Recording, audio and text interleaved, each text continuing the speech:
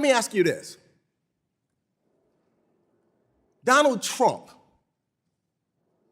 the deal maker, and you didn't answer Ms. Velasquez's questions, no deals, although he said 3 weeks ago that there would be deals.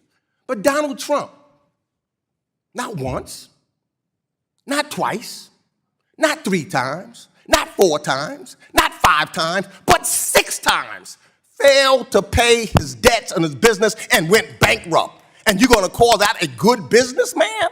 The gentleman's time has expired. Congressman Gregory Meeks of New York is not the loudest voice in the hearing room. He is a senior Democrat on the House Financial Services Committee, and he came prepared with a timeline, a constitutional question, and a number: 40 years of trade deficits. First, he asked Scott Bessent if that was a national emergency. Then he asked who was president in 2024 and who owned the economy in 2025. Tariffs became power. Power became accountability. And then Meeks turned to Trump's business record. Watch how he enters each piece into the record. Mr. Bessent, I'm just a plain, simple man, the average, everyday American is looking at this hearing today.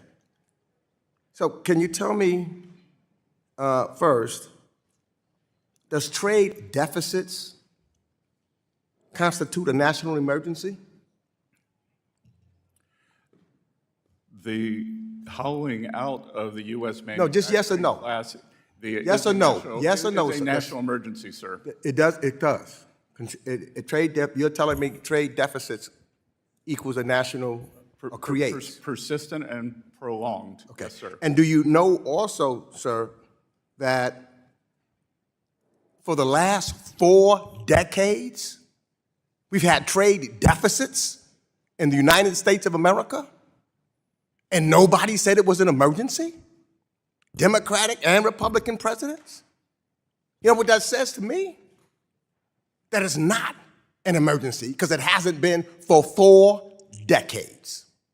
It says to me that we should bring tariffs back to the United States Congress so that we can make that determination as the Constitution has said and not try to go around Congress.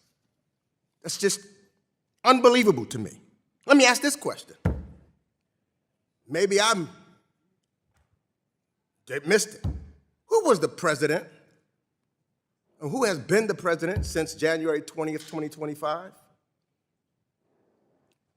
Donald J. Trump. Okay. And who was the president in 2024? One believes President Biden.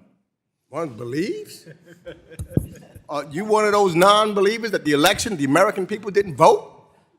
I am not. You're not? You said one believes? Do you believe in the Constitution of the United States and it should be abided by? I believe in the Constitution of the United States. So you believe in it without any second thought. You don't have to think about it. You believe in it, and you would abide by it. Is that correct? I have and I do, sir. Okay. Well, do you know that a president has said he may or may not? He don't know?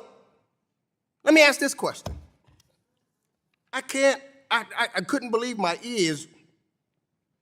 Sunday, during NBC's Meet the Press, President Trump credited himself for the strong economy in 2024 when Joe Biden was president, but then he blamed President Biden for a weak economy in 2025 when he was president.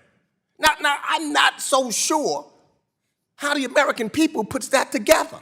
In 2024, strong economy, he tries to take the credit. In 2025, when he's the president, he blames Joe Biden. That doesn't make sense to me. I don't think it makes sense to most Americans, and I hope, Mr. Secretary, you're a businessman, it doesn't make sense to you either. It can't possibly make sense to you. Let me ask this question. If a government, say, look, Argentina, I remember when I came here, and Argentina kept failing to pay its debt. not once or twice or three times. And we were all upset about it, and we said that they needed a host, somebody needed to take over their government. You know, somebody should help the president of Argentina. If the United States or didn't pay his debt or something like that, we'd be very upset about that if we couldn't pay our debt. I mean, that's one of our focuses. Is that not correct? Sir, the United States will always meet its debt obligations. Always. Well, let me ask you this. Donald Trump, the deal maker, and you didn't answer Ms. Velasquez's questions, no deals, although he said 3 weeks ago that there would be deals. But Donald Trump, not once, not twice, not three times, not four times, not five times, but 6 times failed to pay his debts and his business and went bankrupt. And you're going to call that a good business, man?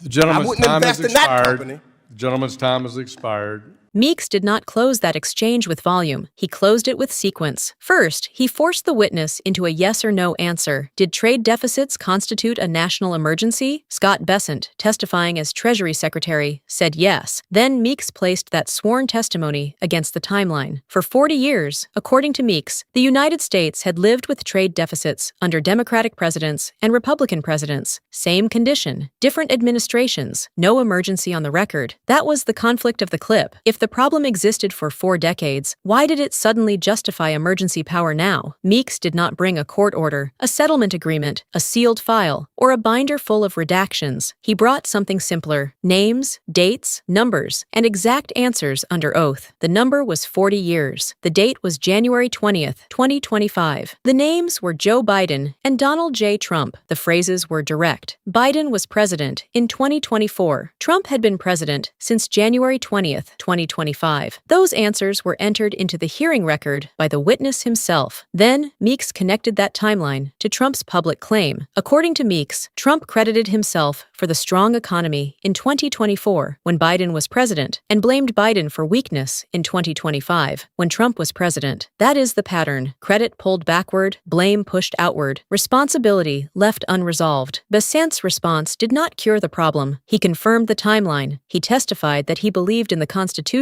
He said the United States would always meet its debt obligations, but he did not explain why a long-running trade deficit became a national emergency. He did not explain where Biden's economy ended and Trump's economy began. And when Meeks cited 6 corporate bankruptcies associated with Trump's businesses, the final question remained unanswered because the clock expired. That matters beyond this room. Emergency power is how authority moves, from Congress to the president, from public debate to executive action. And when tariffs follow, the consequences move again, from Washington to families, small businesses, consumers, workers, and prices. This was not just an argument about trade. It was a case study in accountability. Institutions depend on a permanent record. Public trust depends on a clear timeline. Power becomes dangerous when the same leader claims the credit, shifts the blame, and asks the public to pay the bill. Meeks built the record piece by piece. The silence after the question became part of it.